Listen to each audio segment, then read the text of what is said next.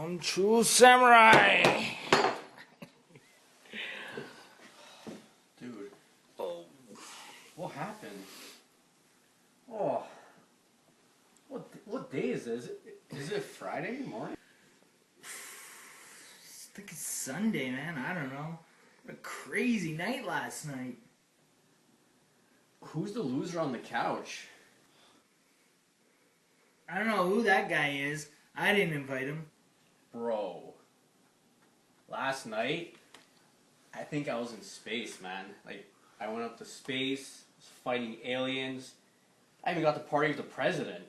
Dude, you went into space? How drunk were you last night? You know what? Actually, I think it might have been a dream. Yeah, I think that's more likely. Tell me about this dream, man. Man, you're gonna want to sit down for this one. So my name was Charlie in my dream, and I had just inherited a chocolate factory. So me, Grandpa Joe, and the owner of the factory were traveling to my house to tell the good news to my parents, my other grandpa, and my two grandmas. Except we were flying through the air in a big glass elevator. A glass elevator? Are you making this up? No way, man. I'm being serious. It belonged to the guy who owned the chocolate factory. What was the owner's name? Wilson? No. William? No, that doesn't sound right. Watson? No. Oh, yeah. It was Willy Wonka. Go on. So we get to my house, and we tell my family about it, and everyone's super excited to go see it. So we all get into the glass elevator. Of course, Grandma Josephine, Grandma Georgina, and Grandpa George wouldn't get out of bed. So we just ended up dragging the bed with them still lying in it into the elevator. So we began flying through the air back to the factory. Only thing is, we were going so fast that Grandma Georgina started to panic, and she grabbed hold of Mr. Wonka, dragging him onto the bed. Thanks to this, Mr. Wonka didn't press the button for us to turn back in time, and we ended up in space. You guys ended up in space? Yeah, it was crazy. We were just floating around the Earth. We didn't know what to do until we saw the new space hotel, which was orbiting around the Earth as well. We decided to go dock at the hotel and try and figure out how to get back home. A hotel? In space? Yep, it hadn't opened yet. As a matter of fact, the staff that were going to be working there were in a big shuttle not too far behind us, and they were on their way up for the first time. The astronauts in the space shuttle saw us, and they thought we were intruders.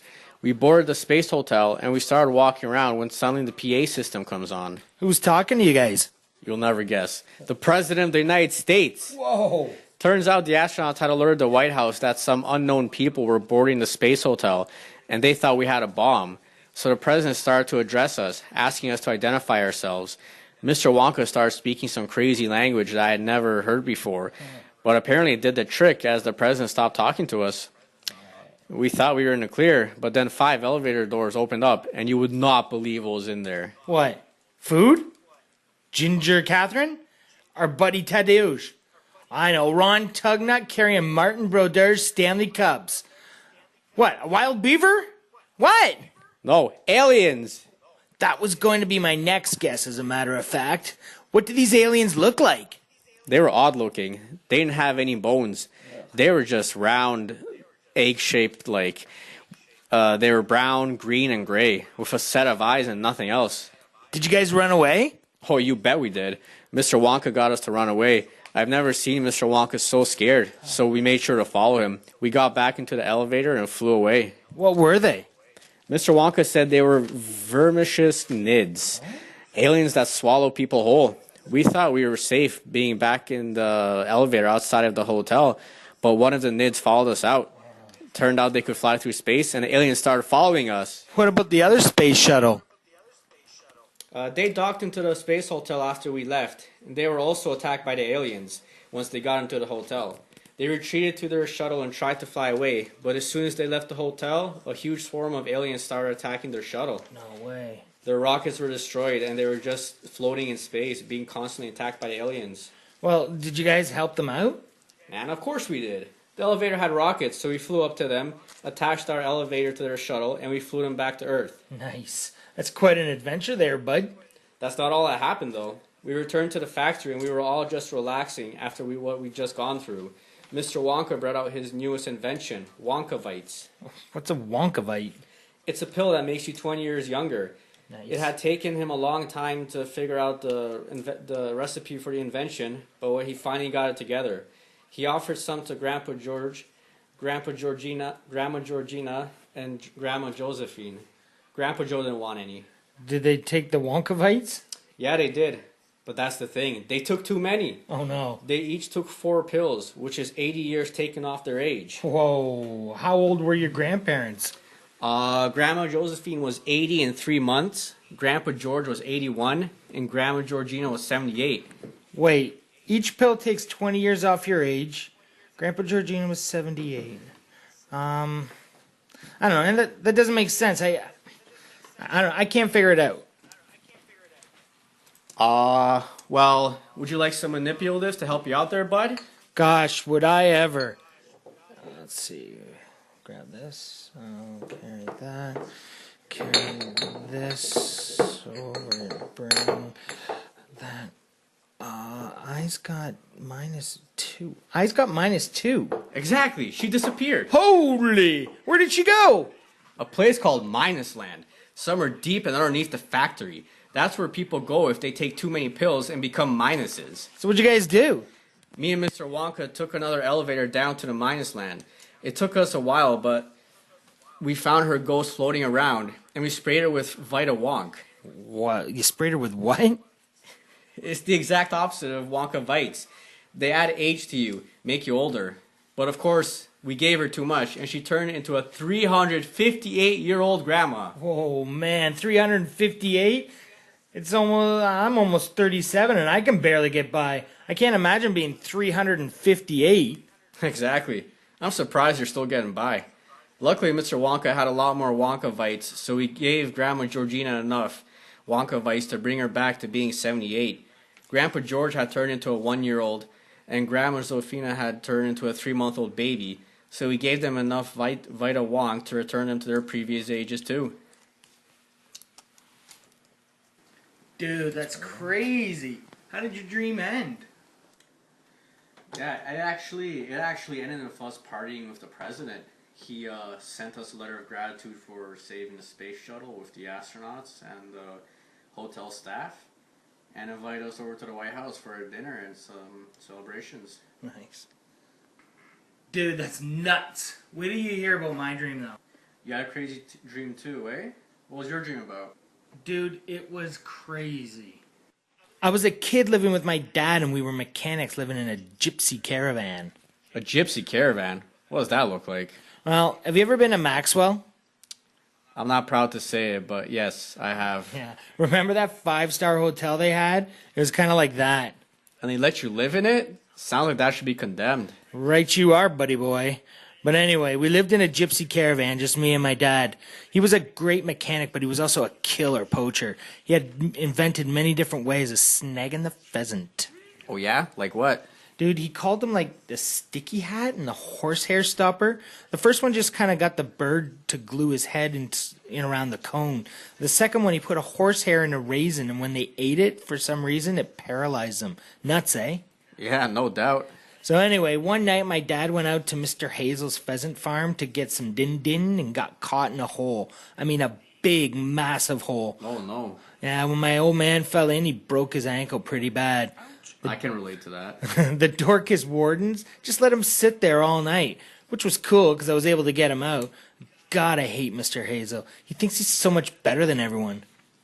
How'd you get your dad out? What do you mean? I stole a car, ran into the woods for a bit, and hollered his name. So anyway, after the doctor patched him up, we decided we wanted to get back at Hazel Fazel for once and for all. Every year he has this huge hunting party where he invites all the aristocrats to come down and shoot his fat pheasants. Well, we decided to make the birds a little more scarce than they used to be. We needed a way to steal all his pheasants, so I came up with this sweet idea of drugging the little suckers. What did you do? You remember me saying they like raisins, right? Well, instead of horsehair, we put some painkillers my dad got from breaking his leg. They gobble those little suckers right up. Nighty-night, off to sleep with them. Really? And that worked? His heck, yeah. Well, only too well. We got about 100. We got hundreds of them. Couldn't take them all home, so we stashed them at the vicar's wife's house. Sucks though. Why? What happened? Little knobs woke up too early and flew away. Fortunately, they were still pretty groggy from the junk, so they could only fly as far away as our place. But man, they were just chilling on the pumps and stuff, and up comes Hazel in his sweet ride, and all the birds maxing and relaxing. He starts losing his mind and yelling and stuff. What's so funny? What happened? They started pecking away. They started pecking away at his car, scratching the paint and dropping bombs. Dude, they totally Rick James'd it. Screw your car! Screw your car! They never should have given you money! Well done. So then the guy got his birds back? Nah, the pills had worn completely off by that point, and they just took off. But Buddy Hazel's party was done, and he looked like a div. So I guess that was the end of that. And all's good. What a champ. Oh, yeah, that's the coolest part, too. Everyone in town heard what I did and called me champion of the world. Who would have thought stealing birds and drugging them would get me that title, eh? Dude, that sounds like a pretty awesome dream. It's just too bad your actual life is such a disappointment. Turn up the good, turn down the suck. Turn down the suck, dog. My dream was similar to yours there, Papadopoulos. I was just this fox. Actually, a fantastic fox. Just living the dream in my den, in a hill. Got my wife, got my 4 kids. Poaching these crazy 3 farmers. You got your Bogus, Bunce, and Bean. Except they were trying to kill me. Why would anyone want to kill someone as legend, wait for it, dairy as you? Because I was stealing from their farms to feed my family. They were waiting for me outside of my hole, and right when I was about to leave to continue being the greatest poacher of all time, they shot at me. They shot my tail off. Ouch. Who does that? Man, that's crazy. Did you go hardcore pawn on them? Nah, man, I got out of there as fast as I could. I ran back into my hole. The only problem was that the 3 farmers wouldn't leave me alone afterward. They put up shop outside my den, with their guns just waiting for me to come out. And once they got fed up waiting, they started digging up the hill to get me out. Wow! These guys sound cray. Did they get you? No, like I said, I'm a fantastic fox. My family and I used our superior digging ability to get away from the farmers. I also had an amazing sense of direction. Like all guys do. Yeah, man. So my kids and I tunneled all the way to Bunce, Bogus, and Bean's farms. At Bunce's, we snuck into his chicken house number 1, sniped 3 chickens that were sent back to my wife so she could cook it up real nice. Oh man, I could give her for some chicken right now. Oh, they were funkin' great, man. Then we left there, went to Bogus's storehouse, where we got some ham, bacon, carrots. Man, the feast that we were waiting to have. On the way, we met up with my buddy the Badger, which made the digging go so much easier. Last, we snuck into Bean's farm, got the best thing of all. What was that? Your guys' favorite. Cider! Oh, yeah. It was the best cider you could ever dream of having, too. Oh man, I could have gone for some of that last night. Oh, my dream ended. All the animals from my hill got together to feast on, we had Bunce, Beans, and Bogus' scrumptious goods. Sweet. We all made a deal that we would live underground for the rest of our lives since none of us cared if we were outside, and I'd get all the food for all the families. Everyone cheered. Yeah. Woo! So, did anything happen to the 3 farmers? Well, as far as I know, they're still waiting outside the entrance to my den for me to come out. Silly, silly farmers. Wait, what day is it? Sunday morning, isn't it? I don't think that's right. Wait, guys. Aw, man! It's Tuesday morning! Oh no, we're gonna be late for Joyce's class. Let's get going!